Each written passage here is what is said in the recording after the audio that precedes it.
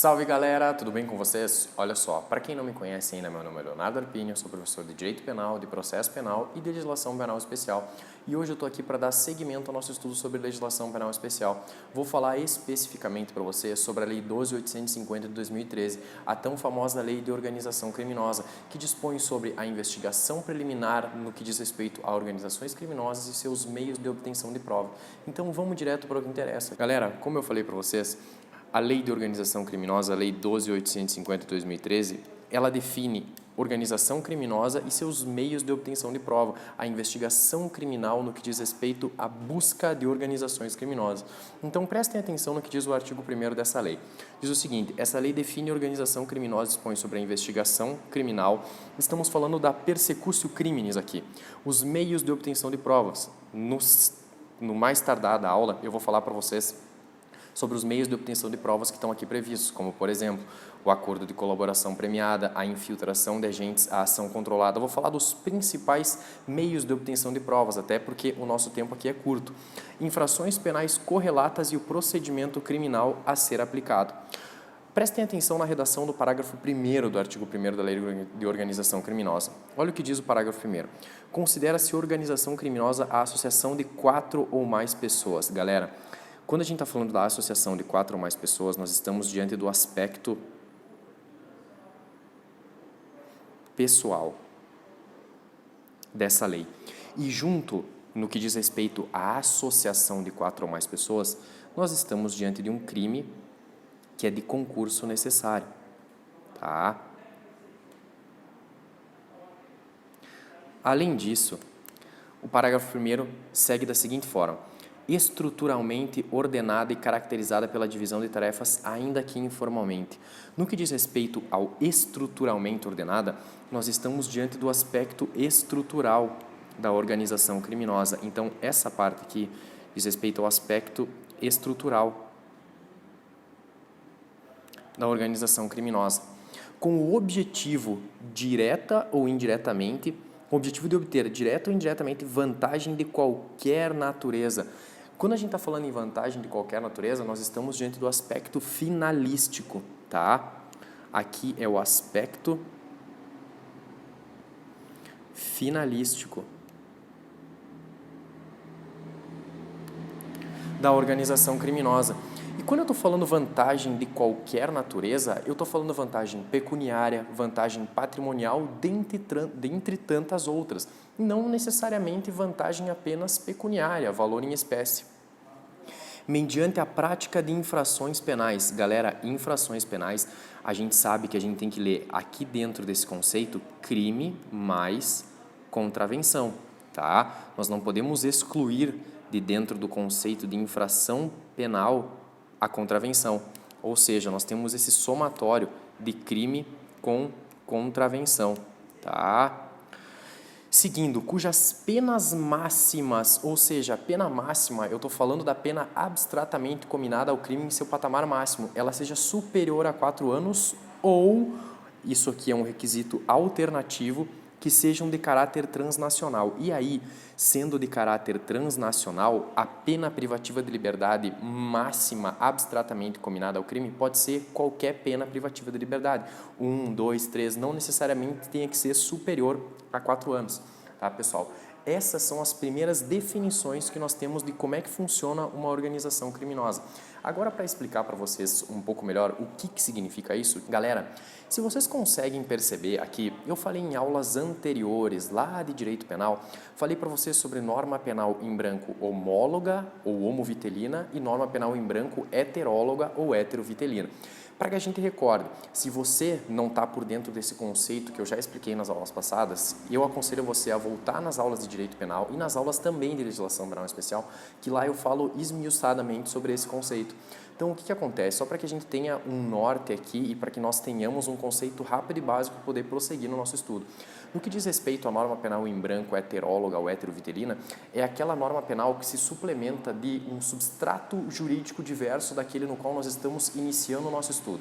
Em outras palavras, eu falei sobre o Estatuto do Desarmamento quando eu me socorro sobre as armas de uso permitido e armas de uso restrito, eu saio do Estatuto do Desarmamento e vou para o Decreto 3665 de 2000. Lá nos artigos 16 e 17 eu encontro o rol das armas de uso permitido e de uso restrito. Nesse caso, eu tenho uma norma penal heteróloga ou heterovitelina, ou seja, eu saio do meu dispositivo legal inicial para buscar o suplemento desse próprio dispositivo aqui em outra norma jurídica. No que diz respeito à norma penal homóloga ou homovitelina, eu permaneço dentro do mesmo dispositivo legal, ou seja, aqui na Lei de Organização Criminosa, se nós olharmos a redação do artigo 1º, parágrafo 1º, é como se a Lei de Organização Criminosa ela tivesse gestado a própria definição de organização criminosa para que haja a complementação desse conceito no que diz respeito ao crime de organização criminosa que está previsto no artigo 2º. Nesse caso, eu estou diante de uma norma penal em branco, homóloga ou homovitelina. Eu estou dentro do mesmo diploma legal, tá, pessoal? Isso é para ficar claro para vocês. Então, retomando o que eu falei sobre aspecto finalístico, aspecto estrutural, aspecto pessoal, a organização criminosa estruturalmente ordenada, ainda que informalmente para divisão de tarefas, concurso necessário de 4 ou mais pessoas, infrações penais com pena máxima abstratamente superior a 4 anos ou de qualquer que seja a pena se for de caráter transnacional. Espero que não tenha ficado nenhuma dúvida, galera. Olha só, seguindo, o que acontece? O parágrafo 2º do artigo 1º traz uma figura de equiparação. E o que é essa figura de equiparação? Essa lei ela também se aplica ao quê? No inciso 1º diz o seguinte: infrações penais previstas em tratado ou convenção internacional, quando iniciada a execução no país, resultado tenha o dever de ter ocorrido no estrangeiro ou reciprocamente. O que acontece, galera? O inciso 1º do parágrafo 2º, ele quer dizer que o efeito desse inciso é a aplicação da lei à criminalidade transnacional, ainda que ela não seja praticada por meio de uma organização criminosa.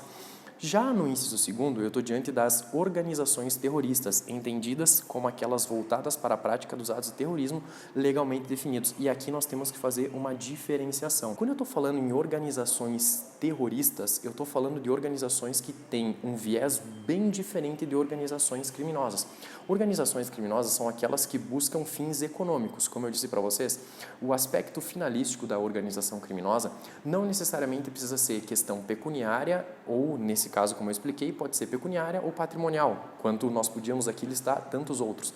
Mas isso diz respeito a um fim econômico, tá? Então, o que acontece? No momento que eu tenho esse fim econômico dentro de uma organização criminosa, eu estou diante de uma organização criminosa. Quando eu estou falando de organização terrorista, aqui eu estou falando sobre aquela organização que busca poder político, aquela organização que busca se perpetuar no poder no que diz respeito ao exercício da política, diferente do que acontece com o fim da organização criminosa, que é econômico. Então, a gente tem essa diferenciação. Organização criminosa, fins econômicos, organização terrorista, fins políticos, tá? Isso é a definição das organizações terroristas, como eu falei para vocês. Então, essa lei de organização criminosa, essa estrutura e montagem de definição da organização criminosa também se aplica para as organizações terroristas. E aí a gente chega no artigo 2º, que fala sobre o crime de organização criminosa. Olha o que diz o artigo 2º. Promover, constituir, financiar ou integrar, pessoal, ou integrar. O que eu estou querendo dizer? São tipos mistos alternativos aqui, tá? O que acontece? Pessoalmente ou por interposta pessoa, organização criminosa. A reclusão de 3 a 8 anos e multa. Aqui nós já temos condição de saber que nós estamos diante do procedimento comum ordinário. Isso também foi objeto das nossas aulas passadas de processo penal. Se você não está sabendo, volta lá para as aulas de processo penal para aprender sobre o procedimento.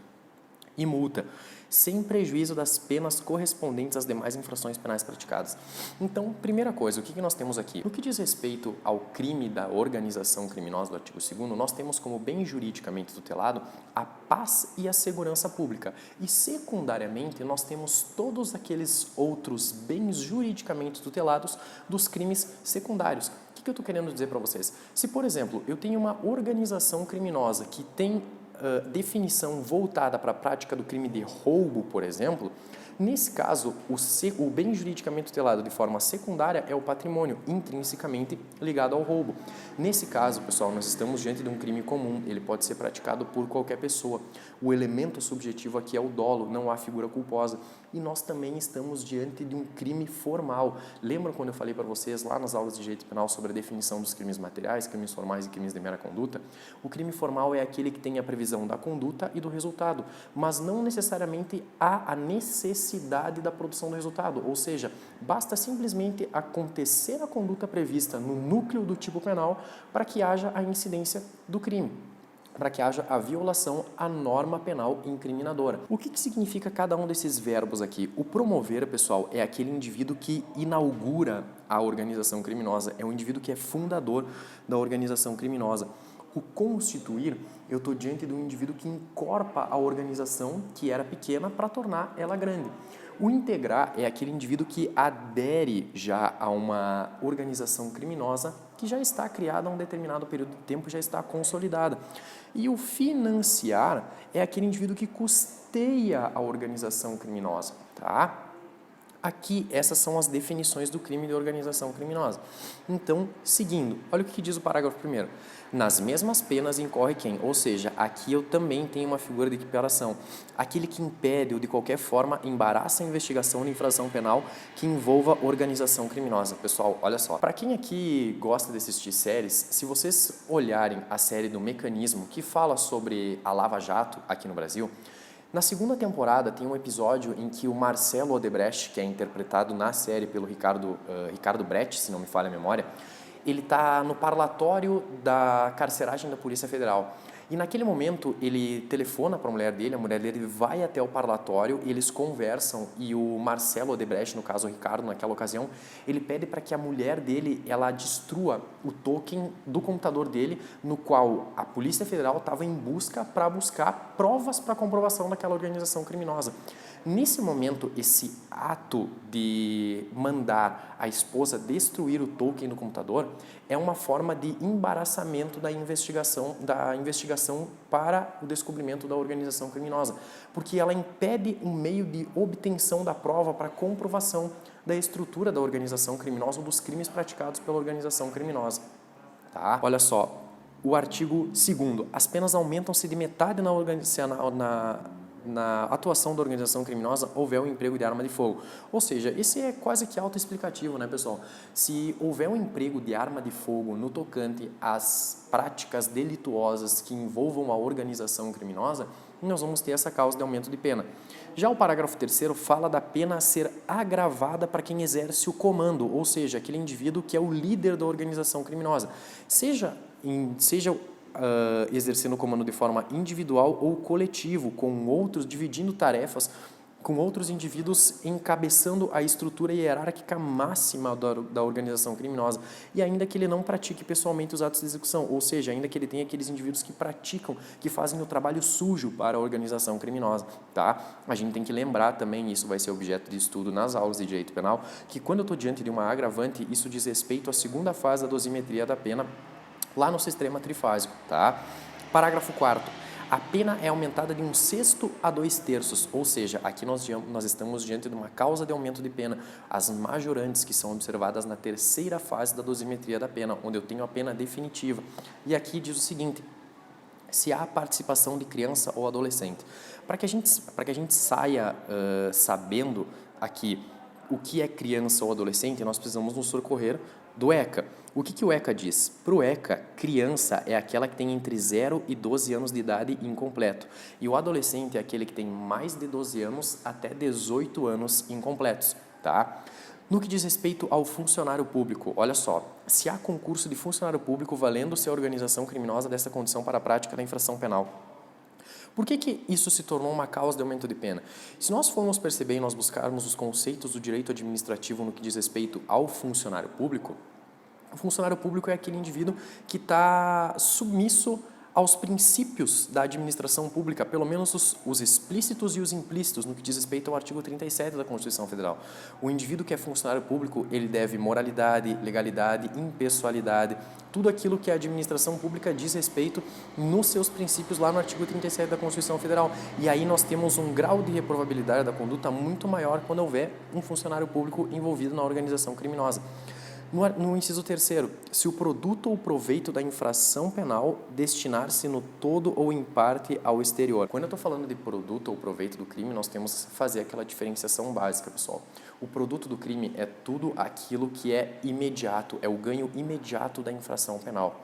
Já o proveito é tudo aquilo que eu obtenho com o produto do ilícito. Tá? Olha só, o inciso 4, se a organização criminosa mantém conexão com outras organizações criminosas independentes.